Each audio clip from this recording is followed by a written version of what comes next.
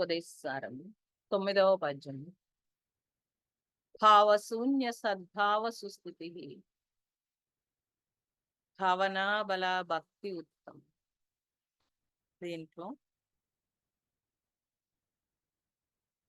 సద్విద్య చెప్తున్నాము.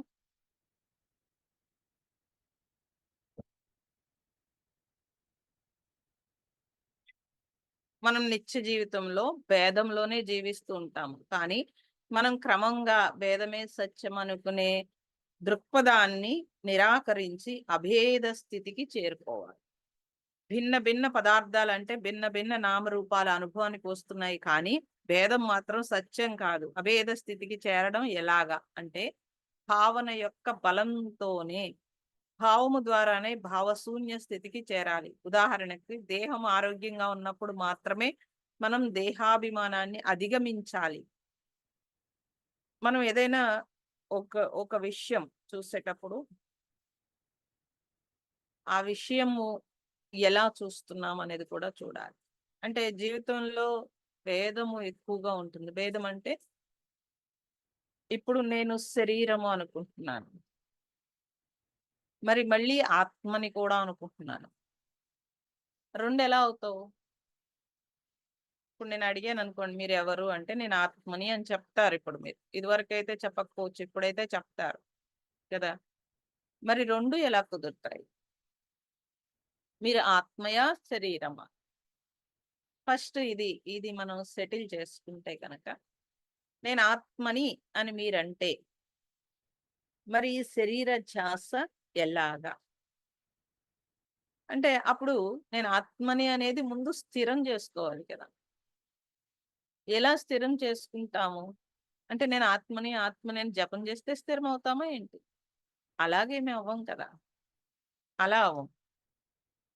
ఆత్మ యొక్క లక్షణాలతో జీవిస్తే దేహము నశించేది, ఆత్మ నశించనది. అప్పుడు నా పనులన్నీ కూడా ఎలా ఉండాలంటే నశించని సత్యం వైపుకి జర్నీ ఉండాలి. నశించే శరీరం వైపు జర్నీ చేస్తూ నశించని నేను అని అనుకుంటున్నాను. అందుకు మరణం అంటే భయమేస్తోంది, అందుకు మరణం అంటే దుఃఖం వస్తోంది, అందుకు దానికి సంబంధించిన అన్నింటి వైపు భయమేస్తోంది. కాబట్టి మనం ఆ భేదము అంటే నేను శరీరాన్ని అనే భేదం తొలగించి సత్యము అనే సత్య దర్శనము జరగాలి అని అంటే అది ప్రాక్టీస్ చేయాలి, ప్రయత్నం చేయాలి. ఎలా ప్రయత్నం చేస్తారు అంటే భిన్న భిన్న పదార్థాల్లో ఇరుక్కుని ఉన్న నేను ఒకే ఒక స్థితికి రావాలి అని అంటే అది నామ రూపాల యొక్క స్థితి కాకుండా అయి ఉండాలి. అయితే మరి ఎలా భావం చేయాలి మనం అనంటే ఇప్పుడు ఇప్పుడు ఈ దేహము అనారోగ్యం వచ్చాక నేను ఆరోగ్యం కోసం పరుగు పెడితే అవుతుందా? విరిగిపోయిన దాన్ని మీరు అతికిస్తారు. ఒక గాజు పాత్ర ఉందండి, ఒక వాజు ఉంది, వాజు విరిగిపోయింది, చాలా ఇష్టం, దాన్ని మీరు పాడేయలేకపోతున్నారు. ఏదో ఫెవికాల్ పెట్టో ఏదో పెట్టో అతికించారు. అతికిస్తే ఎప్పటికీ అది అతికే, దాని ఒరిజినల్ బలం దానికి రాదు. ఇంకా మొత్తం మీద అది ఎవరైనా ముట్టుకుంటున్నా ఏమంటారు, అది నేను ఆల్రెడీ అతికించాను, మీరు చాలా కేర్ఫుల్గా ఉండండి అని చెప్పాల్సి వస్తుంది. నేను చూసేటప్పుడు కూడా అది వరకు అంత క్యాజువల్ గా తీయను. ఇంకా ఇది ఇరిగిపోయింది కాబట్టి నేను చాలా జాగ్రత్తగా దీన్ని చూడాలి అని. అనారోగ్యం వచ్చిన తర్వాత ఆరోగ్యం కోసం పాటుపడితే అలాగే ఉంటుంది. మరి ఆరోగ్యం కోసం ఎప్పుడు చూడాలి? ఆరోగ్యంగా ఉండగానే ఆరోగ్యం కోసం ప్రయత్నం చేయాలి.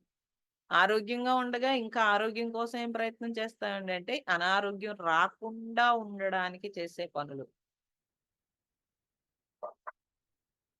మరి అది అది ఎలాగా అన్నప్పుడు ఎలర్ట్ గా ఉండాలి జీవితం అంటే. క్యాజువల్ కాకూడదు. మన జీవితం క్యాజువల్ అయిపోతుంది. ఆ పోనీలే ఈ ఒక్కసారికే నేను బానే ఉన్నాను కదా, ఈ ఒక్కసారికే కదా, ఈ ఒక్కసారికే ఏమవుతుంది? కొంతమందిని మీరు చూడండి, ఒక్కసారి కూడా టెంప్ట్ అవ్వరు దేనికి కూడా. అబ్జర్వ్ చేస్తే మనకు కూడా ఆనందం అనిపిస్తుంది వాళ్ళని చూస్తున్నప్పుడు. ఓహ్! వీళ్ళకిలా మనం ఉండాలి. ఉండలేకపోతున్నాం అని అనిపిస్తూ ఉంటుంది. అయితే వాళ్ళు ఏలియన్స్ ఏం కాదు కదా! పైనుంచి ఏం దిగి రాలేదు. మనకిలాంటి మనుషులే కదా! కానీ మనకలాంటి మనుషులే అయినా వాళ్ళు ప్రాక్టీస్ చేసుకున్నారు.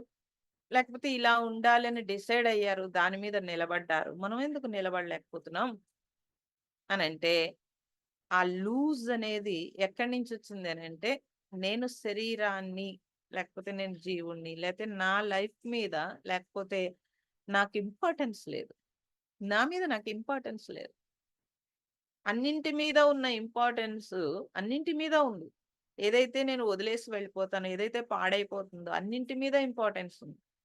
దీనికి మళ్ళీ ఉదాహరణ మీకు పాడైపోతుందని నోట్లో పెట్టేసుకుంటూ ఉంటాం. అంటే దీనికి ఇంపార్టెన్స్ లేదా? మిగిలిపోతుందని నోట్లో పెట్టేసుకుంటుంది. మిగిలిపోతుందని నోట్లో పెట్టేసుకుంటే దాని క్యాలరీలు నీకు ఎక్సెస్ అవుతాయి. అంత ఎక్సర్సైజ్ చేస్తావా నువ్వు? చెయ్యవు. కానీ చెయ్యకపోయినా నోట్లో పెట్టేసుకుంటాను. అప్పుడు కొన్ని క్యాలరీలు అదనంగా వచ్చినవి బాడీలోకి. అదనంగా వచ్చిన క్యాలరీలని ఏం జేసుకుంటావు?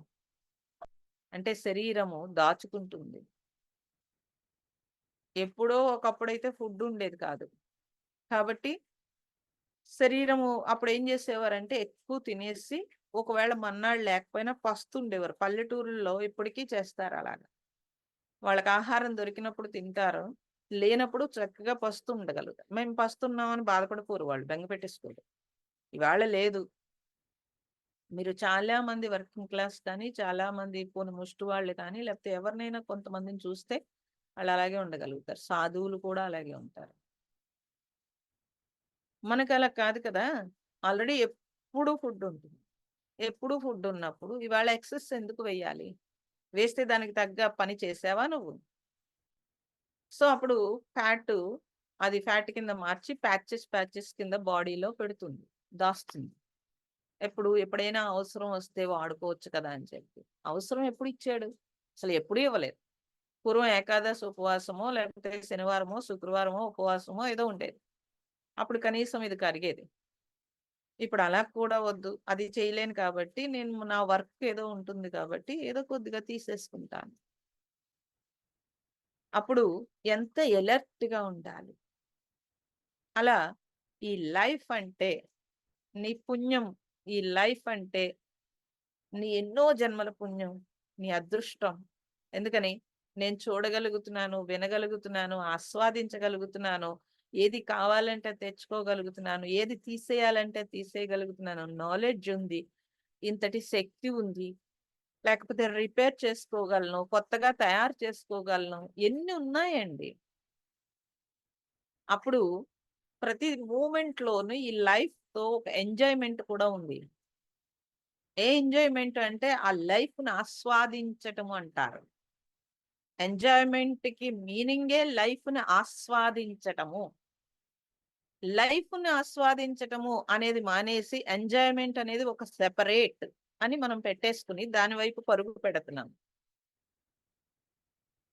సో, ఈ భావము కావాలి. ఏ భావము అంటే నేను నా లైఫ్ ఎవ్రి మూవ్‌మెంట్‌ని రిసీవ్ చేసుకోవాలి.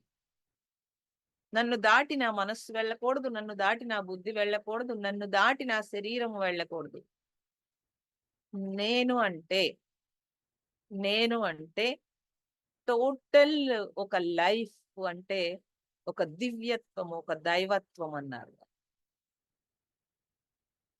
సో, అలాంటి నేను ఒక జీవుడిని అని పరిమితమైపోయి, ఆ నామరూపాల్లో ఇరుక్కుని, ఈ నామరూపాలకు సంబంధించిన పనులతోటి మాత్రమే నా మనస్సంతా రౌండ్ రౌండ్ తిరుగుతున్నప్పుడు, ఆ మనస్సుని ఇప్పుడు మీరు ధ్యానంలో ఎలా అయితే డ్రాప్ చేస్తున్నారో, అలా డ్రాప్ చేయమని నేను చెప్పను. ఆ మనస్సుని మీరు అబ్జర్వ్ చేస్తున్నప్పుడు మీకు తెలుస్తుంది.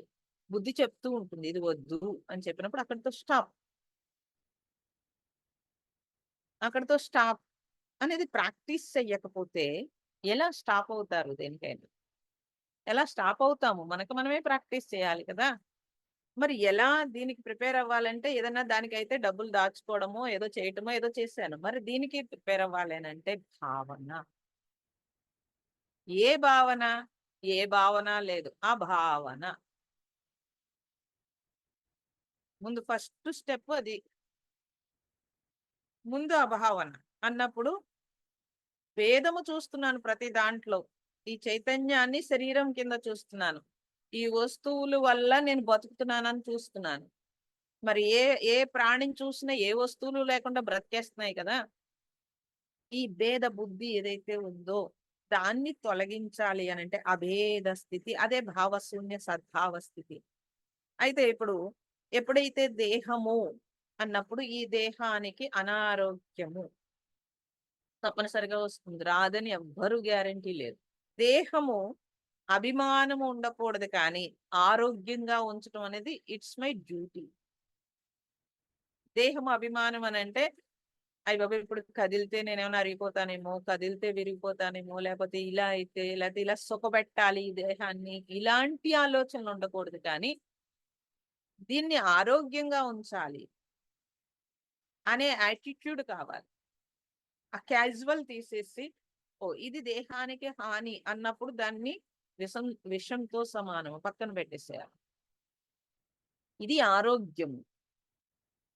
ఆహారము ఆరోగ్యం కోసమే తీసుకోవాలండి. మరి రుచో అండి, రుచి అప్పుడప్పుడు. రుచి అప్పుడప్పుడు. రుచి నాలుక మీద ఉందా? మనస్సులో ఉందా? అంటే ముందు మనస్సులోనే ఉంటుంది. కాబట్టి మనము మనస్సు మరి దాంతో పాటుగా శరీర ఆరోగ్యంతో పాటుగా ఫస్ట్ మనస్సు అంటే ముందు మనస్సు బావుంటే శరీరారోగ్యం కూడా బావుంటుంది. ఎలా అనన్నప్పుడు మనస్సులో భయముంది. వేలు కట్టయింది. మనస్సులో భయం. నా వేలేమైపోతుందో బెంగ. ఆ! ఇప్పుడు ఇంట్లో అందరూ కూడా అర్జెంట్‌గా నా వేలు కట్టయింది కాబట్టి నాకు ఒగర్సాలి. ఎలా ఒగర్సాలి? నీ వేలు కట్టయింది కాబట్టి మిగతా పనులన్నీ నేను చేస్తాను. నువ్వు కూర్చో అనాలి. అబ్బా! ఎంత హాయిగా ఉంటుందో అప్పుడు. అప్పుడు ప్రేమున్నట్టు లెక్క. ఓకే. వాళ్ళకి ప్రేమున్నట్టు లెక్క. ఆ! లేదు. ప్రేమ లేదు అనేస్తారు. వెంటనే అనేసుకుంటాం. అంటే వేలు కట్టయితే చూస్తే ప్రేమున్నట్టా? లేకపోతే ప్రేమ లేనట్టా? అనంటే సరే మరదేంటండి నేను బాధపడుతున్నప్పుడు పట్టించుకోవాలి కదా! పట్టించుకుంటారు. ఏదో ఒకసారి అయ్యో! కట్టయిందా? అయ్యో! అయ్యో! అంటారు. అంతే కదా! అంతకంటే ఏమంటారు? అంతకంటే ఏమనగలుగుతారు? కాబట్టి ప్రతి దానిలోనూ మన భావన. నేను శరీరాన్ని దాటాలి అనన్నప్పుడు, ఈ శరీరము నేను కాదు అనే ధ్యాస నీకుంటే తప్పించి దాటలేవు. ఎందుకంటే నొప్పి నేనే భరించాలండి. వేరే వాళ్ళెవరో ఊగిరిస్తే నేను భరించలేను. కాబట్టి నొప్పి నేనే భరించాలి అనంటే, నాకు ముందు మనస్సులో ఆ స్ట్రాంగ్‌నెస్ కావాలి.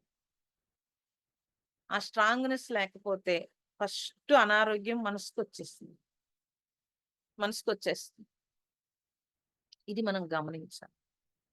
గమనిస్తే తప్పనిసరిగా మన మనస్సుని మనం స్ట్రాంగ్ చేసుకుంటాం.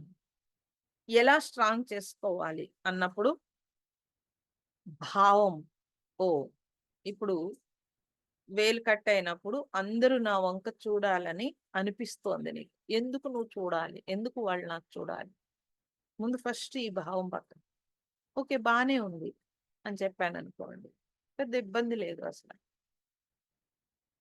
నాకు కట్టయింది కాబట్టి అంటే ముందు బద్ధకం వచ్చేసింది. బద్ధకం ఆల్రెడీ ఉంది. కట్టయింది కాబట్టి ఇప్పుడు అందరూ నాకు హెల్ప్ చేయాలి అనేదేదైతే ఉందో అది ఫస్ట్ తమస్సు. తర్వాత వ్యక్తి భావన. రెండొచ్చినియి అక్కడ. ఇంట్లో వాళ్ళైతే ఓకే నీకు. ఇప్పుడు వేలు కట్టయిందని ఆఫీస్‌లో పని ఆపేస్తారా ఏంటి? ఎవరు నీకు సపోర్ట్ చేయరు కదా! వచ్చింది. వచ్చింది. ఎవరు నీకు సపోర్ట్ చేయరు. పని ఆపేస్తారా ఏంటి? మీరే చేసుకుంటారు కదా! అప్పుడు ఎవరు మనకి సపోర్ట్ చేయలేదని మనం ఏం బాధపడం. అంటే నా భావన ఎలా ఉంది? అంటే ఇక్కడ చాలా లింక్ ఉంటుందండి. చాలా లింక్ ఉంటుంది. వెంటనే నన్ను ప్రేమించాలంటే దేన్ని ప్రేమిస్తారు? నీ శరీరాన్ని ప్రేమిస్తారా ఏంటి? ఎవరు శరీరాన్ని ప్రేమించరండి. నీ ఆత్మ యొక్క శక్తి క్రియేషన్‌ని ప్రేమిస్తారు. ఎవరైనా సరే ఇప్పుడు మనం అవతల వాళ్ళు మనకు సంపాదించి పెట్టకపోతే మనం ఏమైనా ప్రేమిస్తామా ఏంటి? సో, మనం గూడా ఏదైనా పని చెయ్యకపోతే అవతల వాడు మనల్ని ప్రేమిస్తాడా ఏంటి? అంటే ఎవరిని ప్రేమిస్తున్నారు? ఎవరిని ఇష్టపడుతున్నాము? అంటే టోటల్‌గా అందరూ లోపలున్న చైతన్యాన్నే ఇష్టపడతారు. అందుకే మనం శవం అయ్యాక 10 రోజులు కాదు కదా! 2 గంటలు కూడా ఎక్స్‌ట్రా ఉంచుకోరు. ఎవ్వరు ఇష్టపడరు. అంటే బాడీని ఎవరు ఇష్టపడట్లేదు. దీని లోపల ఉన్న శక్తిని ఇష్టపడుతున్నారు అనే విషయం ఫస్ట్ మనం అది అది ఫస్ట్ ఫండమెంటల్ రూలు. దాన్ని గమనించాలి. గమనిస్తే మీకు కొంత భావన దేన్ని ఇష్టపడుతున్నారు? ఎవ్వరైనా సరే దేన్ని ప్రేమిస్తున్నారు? దేన్ని ఇష్టపడుతున్నారు? అన్నప్పుడు ఇప్పుడు మీరు ఆత్మ కోసం వెతకక్కర్లేదండి. మీ లోపల శక్తి ఏదైతే ఉందో అన్ని దాన్నే ప్రేమిస్తున్నారు కానీ మిమ్మల్ని ప్రేమించట్లేదు. ఇది మీరు ఫస్ట్ గుర్తుపెట్టేసుకోవాలి. మనమైనా ఎవరినైనా అదే ప్రేమిస్తాం. మనమైనా అదే ప్రేమిస్తాం. సో, కాబట్టి ఈ ప్రేమను అడుక్కోకూడదు. ఎలాగా? నువ్విస్తే నువ్వియ్యాలి.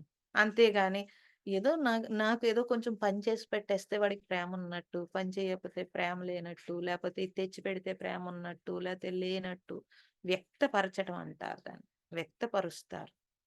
ఆ ఇష్టాన్ని వ్యక్తపరుస్తారు. అది ఇష్టానికి, ప్రేమకి తేడా తెలుసుకోము మనం. ఇష్టాన్నే ప్రేమనుకుంటాం. రేపొద్దుట ఏదో ఆ ఇష్టం వస్తే నాకు నా మీద ప్రేమ లేదని బోలెడు దుఃఖం వచ్చేస్తా ఉంటది. ప్రేమించటం అంటే సామాన్యమైన విషయం కాదు. నీ హృదయం చాలా విశాలమవ్వాలి. అది నాకే లేనప్పుడు ఎదుటివాడి నుంచి ఏం అడుక్కుంటానండి? అందుకని నువ్వెప్పుడూ కూడా ప్రేమ అనేది నీ దగ్గర నుంచి వెళ్ళాలి. నీ దగ్గర నుంచి వెళ్ళిన తరంగం ఎప్పుడోకప్పుడు ఏదో రూపంలో నీకు రిటర్న్ వచ్చేస్తుంది. ఈ రూపం నుంచే రాదు. అందుకు భగవాన్ చెప్పాడు. ఇష్టాయిష్టాల మధ్య మనిషి నలిగిపోతాడని చెప్పారు. ఎంత చక్కగా చెప్పాడండి. కరెక్ట్‌గా చెప్పాడాయన. మనం ఈ డాన్స్ అంతా ఇష్టాయిష్టాల మధ్యే. అందుకని ప్రేమ అనంతం అన్నప్పుడు ముందు నువ్వు ప్రేమించటము, నువ్వు ప్రేమని పెంచుకోవడము ఇది నేర్చుకో. అవతల వాళ్ళ నుంచి అడుక్కోకు నువ్వసల.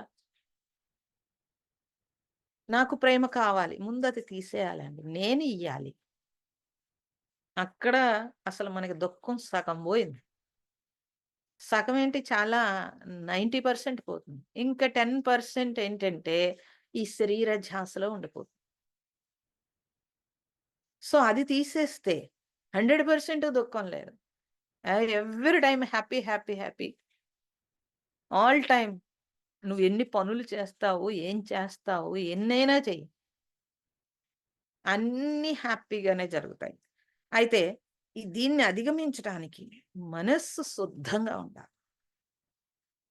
మనస్సును అధిగమించటం ఏం కష్టం కాదండి. చాలా ఈజీ. ఎందుకనంటే మీ మనస్సది. ఫస్ట్ దాన్ని పట్టుకోవాలి. ఎలా పట్టుకుంటాం? అంటే ఫస్ట్ అబ్జర్వ్ ద మైండ్ లేతే అబ్జర్వ్ ద మీ థాట్స్. ఎలా అయినా ఒకటే. నిన్ను నువ్వు అబ్జర్వ్ చెయ్యి. ఎవ్రి మూమెంట్ ఏ పని చేస్తున్నప్పుడు ఈ పనిని నేను దేనికి చేస్తున్నాను? ఎందుకు చేస్తున్నాను? లేకపోతే ఎలా చేస్తున్నాను కాదు. ఎందుకు చేస్తున్నాను? ఫస్ట్ అబ్జర్వ్ చేయటం. ఈ అబ్జర్వ్ చేసినప్పుడు ఆహ్, మనకి తెలుస్తుంది. మరి ధ్యానం చేసేటప్పుడు మనం అబ్జర్వ్ చేస్తాం. ధ్యానం చేసేటప్పుడు మనకి థాట్స్ వచ్చేస్తున్నాయి. ఇమ్మీడియేట్‌లీ మనము థాట్స్ వస్తున్నాయని తెలిసి మీరు ఆపుతున్నారు కదా! అంటే మీ మనస్సును మీరు ఆపగలుగుతున్నారు. ఇది ప్రాక్టీస్ ధ్యానంలోనే ప్రాక్టీస్ అవుతుందిది. విడిగా అయితే ఎవరు అవ్వదు. ధ్యానంలో ప్రాక్టీస్ అవుతుంది. అప్పుడు ధ్యానానికి కావాల్సింది ప్రత్యేకమైన ధ్యాన మందిరం కాదు ముందు. మరేం గావాలి? అంటే మనకి ఫస్ట్ ధ్యానానికి కావాల్సింది శుద్ధమైన మనస్సు. శుద్ధమైన మనస్సు. అంటే ఇప్పుడు స్వచ్ఛమైన నెయ్యన్నారనుకోండి. నెయ్యి స్వచ్ఛమైంది, అస్వచ్ఛమైంది ఏదైనా ఉంటుందా ఏంటండి? నెయ్యంటే నెయ్యే. కానీ దాంట్లో కల్తీ కలిసిందనుకోండి, అప్పుడు శుద్ధమైన నెయ్యి అనొచ్చింది. సో, నువ్వు శుద్ధంగా పుట్టావు పుట్టినప్పుడు. చిన్న పిల్లవాడి మనస్సు చూడండి ఏం ఉండదు. హ్యాపీగా ఉంటాడు. నువ్వు అలాగే వచ్చావు. అంటే స్వచ్ఛమైన నెయ్యిలా వచ్చావు. అక్కడి నుంచి నెమ్మదిగా స్టార్ట్ అయింది. అంటే ఒక్కొక్కటి, ఒక్కొక్కటి ఆ మనస్సులో పేర్చుకున్నావు. ఎన్ని పేర్చుకున్నావు? ఎన్నో పేర్చుకున్నావు. ఎలా కావాలంటే అలా పేర్చుకున్నావు. ఇప్పుడు దాన్ని తీసేస్తే ఏదైతే నేను పేర్చుకున్నానో దాన్ని నేను తీయగలగాలి. అది నాకే తెలుస్తుంది. ఎవరికి తెలుస్తుందండి? నేను కూర్చొని ధ్యానం చేస్తున్నానండి. ధ్యానం చేస్తుంటే చూసేవాళ్ళందరూ ఏమనుకుంటారు? అబ్బా! ఏం ధ్యానం చేస్తుంది ఈవిడ అనుకుంటారు. లోపల నేనేం ఆలోచిస్తున్నానని నాకు తెలుసా? మీకు తెలుసా? నాకే తెలుస్తుంది. నాకు తెలిసినప్పుడు లోపల ఏ ఆలోచనొస్తుంది తెలుస్తుంది. ఇదెందుకొస్తుంది? అంటే దాని మీద నాకు ధ్యాస ఎక్కువగా ఉంది. ఎక్కువగా ఉంటేనే వస్తుంది. అంతే సింపుల్. ఓహ్! అప్పుడు ధ్యానం నుంచి నువ్వు బయటకొచ్చాక, ఓహ్! ఈ ధ్యాస నాకెక్కువగా ఉంది కాబట్టి ఇదెందుకొచ్చింది అని నువ్వు విచారణ చెయ్యి. నువ్వు విచారణ చెయ్యి. విచారణ చేసి విడగొట్టుకోవచ్చు చక్కగా మనం. అలా అలా చెయ్యకపోతే ఎలాగండి? ఇప్పుడు ఆఫీస్‌లో వర్క్ చేస్తున్నారు. మీరు చదువుకుంటున్నారు, నేర్చుకుంటున్నారు. మళ్ళీ దాంట్లో కూడా ఇంకా నేర్చుకుంటున్నారు, ఇంకా నేర్చుకుంటున్నారు. చాలా అలర్ట్‌గా అబ్జర్వ్ చేసి వాళ్ళేం చెప్పారో, మళ్ళీ రెండోసారి పొరపాటు చేశానంటే ఛీ అంటాడు కాబట్టి, ఒళ్ళు దగ్గర పెట్టుకొని మళ్ళీ జాగ్రత్తగా అబ్జర్వ్ చేసి ఆ పనిని నేర్చుకుంటున్నారు. It's my duty. నా మనస్సుని నేను నా గ్రిప్‌లోకి తెచ్చుకోవడం నా డ్యూటీ. మరి నేను వీటన్నింటి నుంచి సెపరేట్ అవ్వాలి అనంటే ఏకాంతము. ఎవరో అడిగారు ఒకసారి మా గురుగారు గురుగారు కాదు ఎవరో చెప్పారు. ఎవరు పద్మనాభ స్వామి ఎవరో చెప్పారు. ఏకాంతం ఉండాలి అనంటే ఎవరో అడిగారంట క్వెషను. ఏకాంత అండి అని అడిగారు. ఏకాంత కాదు ఏకాంత. అంటే ఒకే ఒక స్థితి. అంటే ఆ చలనము లేని స్థితిని ఏకాంతం అన్నారు. ఏకాంతం అంటే ఒంటరితనం అనుకుంటారు జనాలు. ఒంటరిగా ఉండడం ఓకే. నేను కాదని మనకు అవకాశం ఉంటే మంచిది. అప్పుడు దృష్టి ఎటు వెళ్ళకుండా ఉంటుంది. నేను చెప్పట్లేదు. కానీ ఆహ్, లోపల ఆ ఏకత్వం, ఆ ఏకత్వాన్ని ఏకాంతము అన్నారు. అనేకం నుంచి నీ మనస్సు ఒక్కదాని మీదకే అంటే దేని మీదకి అంటే అది అలా ఉండడాన్ని. సో, అటువంటి ఏకాంత స్థితిలో నువ్వు కూర్చొని ధ్యానం చేస్తే, ఆ ధ్యానం ఎప్పుడైనా నువ్వు ఆస్వాదిస్తే తెలుస్తుంది. అంటే అనేకంలో వెళ్ళిపోయిన మనస్సు ఒకే చోటకి ఫోకస్ అయ్యి అక్కడ ఆగితే మీరేమంటున్నారు అనంటే, ధ్యానంలో చాలా బాగుంది అంటున్నారు.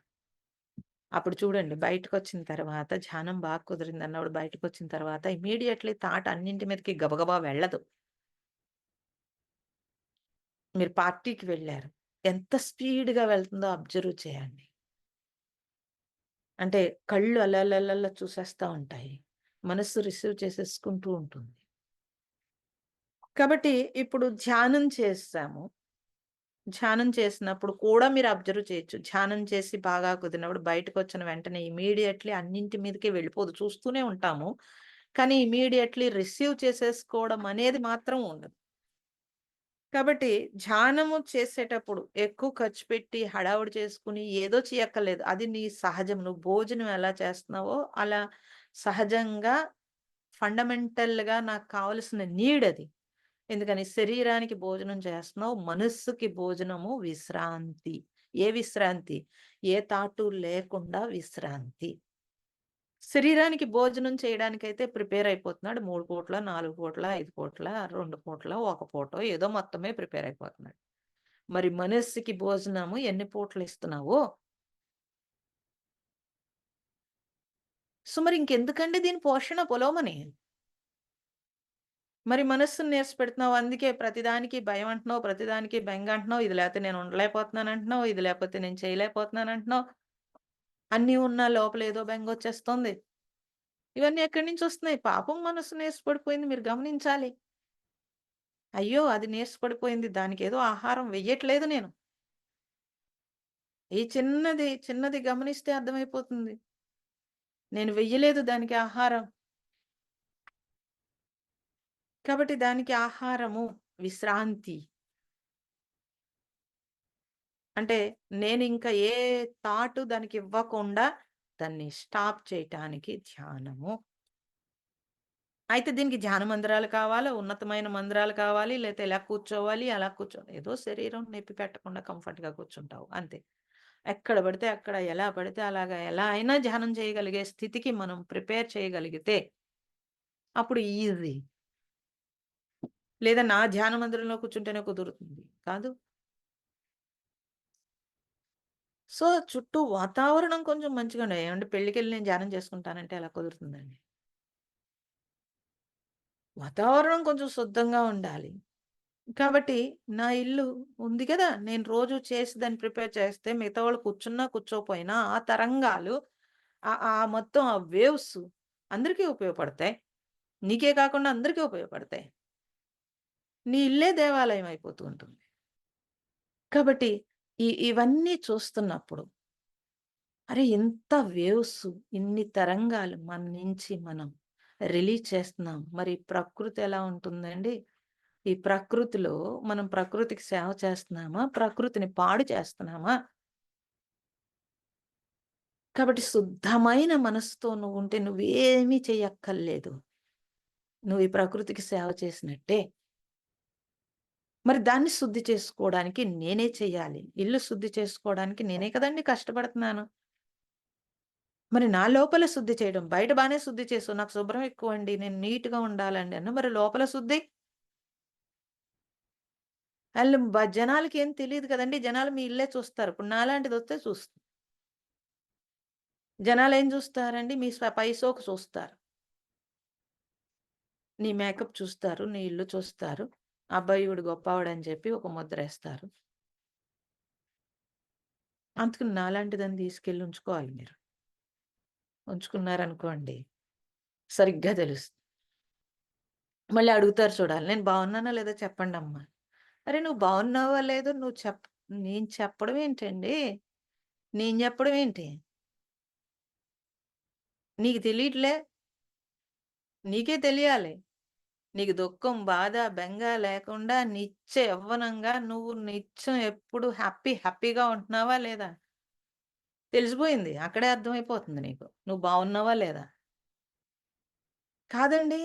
ఆ ఇంట్లో వాళ్ళందరూ కలిసి ఆళ్ళెందుకండి ఏడిపిస్తారు? నువ్వు నవ్వనంటే ఆళ్ళు నవ్వించగలుగుతున్నారా ఏంటి? నువ్వు ఏడవనంటే ఆళ్ళు ఏడిపించగలుగుతారా ఏంటి ఎవరైనాను? నేను ఏమొస్తుందో ఏడవడానికి రెడీగా ఉంటే, అప్పుడు కదా ఎవరైనా ఏడిపించగలగాలి. నేనెందుకు ఏడుస్తాను?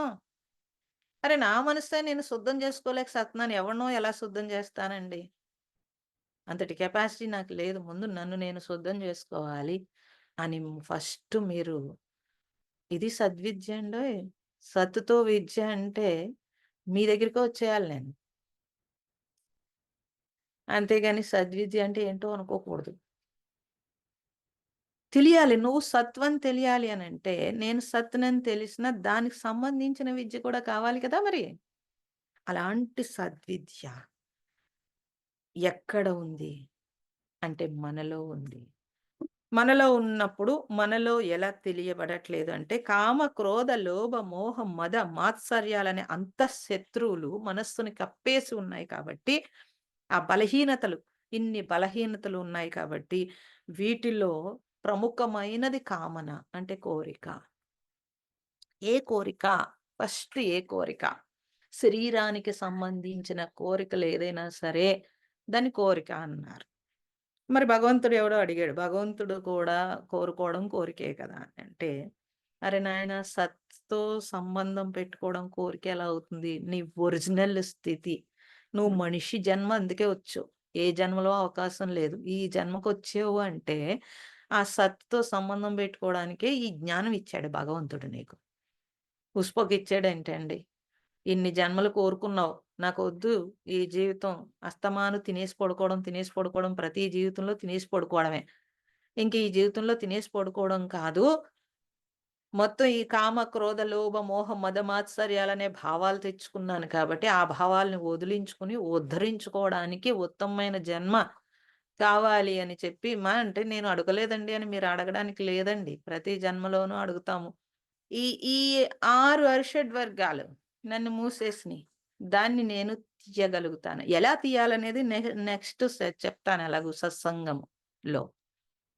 కానీ దాన్ని తీయగలిగితే భావశూన్యం తీయడానికి సద్విద్య కావాలి. ఆ సద్విద్య ఎన్ని రోజులు చెప్పానో చూడండి.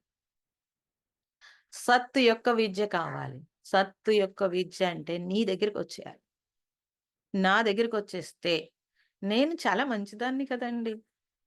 అని బోర్డుంది చూసారా? ఫస్ట్ ఆ బోర్డ్ తీసి నువ్వేంటో చూసుకోవాలి. ఆల్రెడీ వేసేసుకున్నాను. జనంతో వేయించేసుకున్నాను.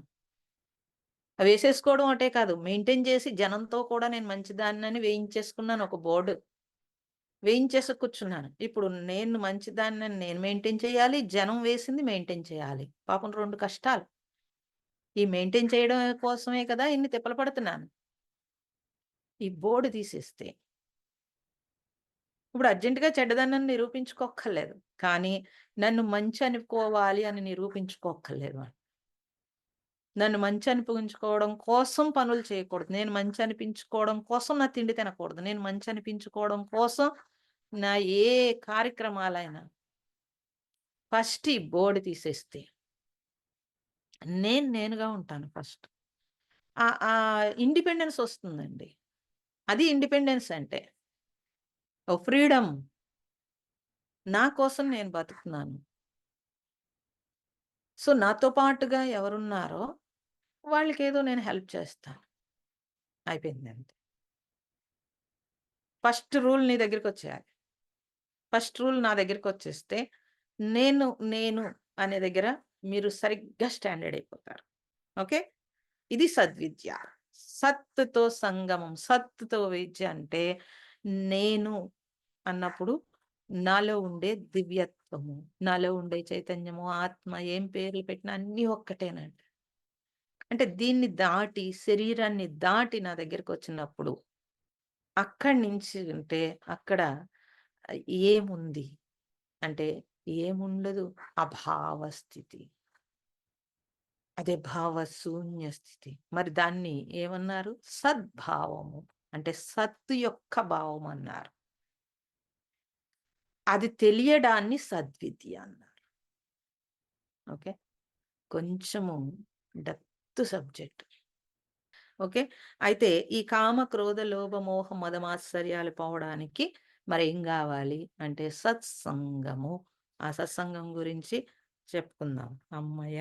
సద్విద్య అయిందని మీకెలా ఉందో తెలీదు కానీ నాకైతే పెద్ద భారం దిగినట్టయింది.